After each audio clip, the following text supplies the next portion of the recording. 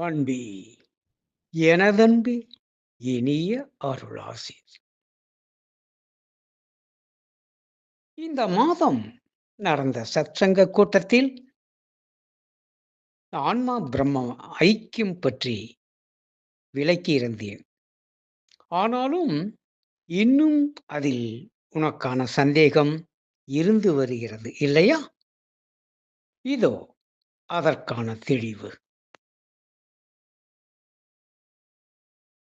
இந்த ஜீவ பிரம்ம ஐக்கியம் என்பதும் அல்லது ஆன்மா பிரம்மம் ஐக்கியம் என்பதும் இல்லை பரமாத்மா ஜீவாத்மா ஐக்கியம் என்பதும் ஏன் இவ்வளவு தூரம் உயர்ந்ததாக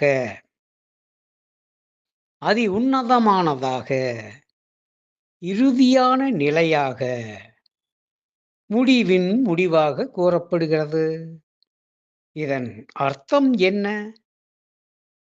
ஜீவனாகிய நான் அல்லது ஆன்மாவாகிய நான் பரம்பொருளோடு அல்லது இறைவனோடு இணைந்து ஒன்றி விடுதல்.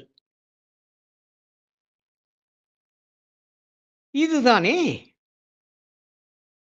இதில் என்ன பேரின்பம் கிட்டப் போகிறது?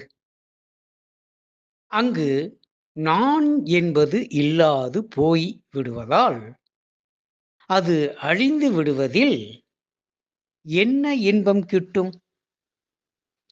நான் என்பது மரணத்தில் கூட இல்லாது போய்விடுகிறது. ஆனால் இதைக் கண்டு மனிதர்கள் அஞ்சுகிறார்கள், இந்த மரணத்தைக் கண்டு. அப்படியானால் நான் என்பதை நிலைநிறுத்திக் கொள்வதற்குத்தானே இத்தனை போராட்டங்கள்? இந்த ஜீவ பிரம்ம ஐக்கியத்தில் நான் என்பது இல்லாது போய்விடுகிறது என்றால், அப்படியானால் நான் என்பது ஏதோ ஒன்று ஆகிவிடுதல் என்றால், அது எதற்கு? நான் எனும் சுயம்தானே இங்கு அதிமுக்கியமாக கருதப்படுகிறது. ஏனென்றால், 2 வகையான நான் எனும் அகங்காரம் இருப்பதாக ஞானிகளே கூறியிருக்கிறார்கள்.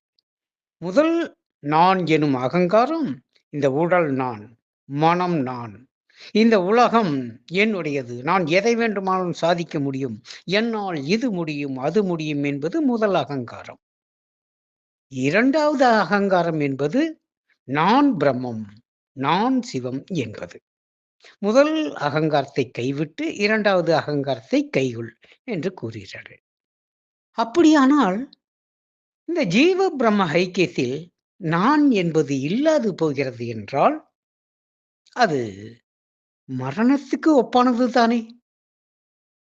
இதற்காக ஏன் இத்தனை பூஜை புனஸ்கர வழிபாடு, தவம் ஜபம், யாகம் யக்ஞம், யோகம் ஞானம் என சித்தர்களும் யோகிகளும் இந்த உடலை வருத்தி, இந்த உலகை துறந்து மனதை கடந்து இவற்றை எல்லாம் பெற வேண்டியது என்ன அவசியம்?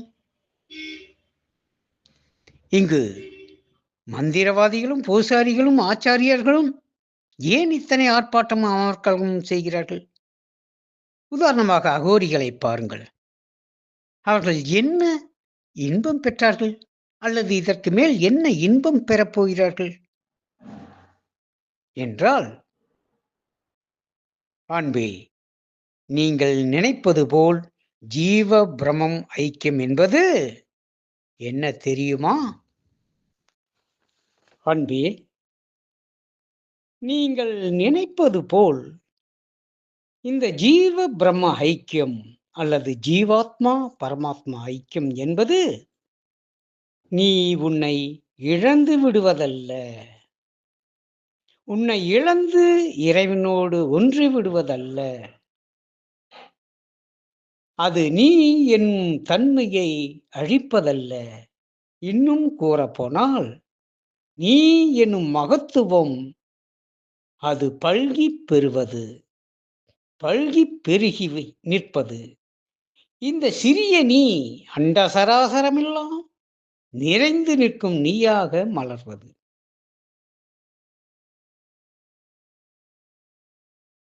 அது நீயே நீயாக, நீ எனும் இந்த சிற்றறிவு கொண்ட நீ, இப்பொழுது பேரறிவு கொண்ட நீயே நீயாக, நீ நீயே நீயாக எல்லையற்று பரந்து நிறைந்துவிடும் நிலை.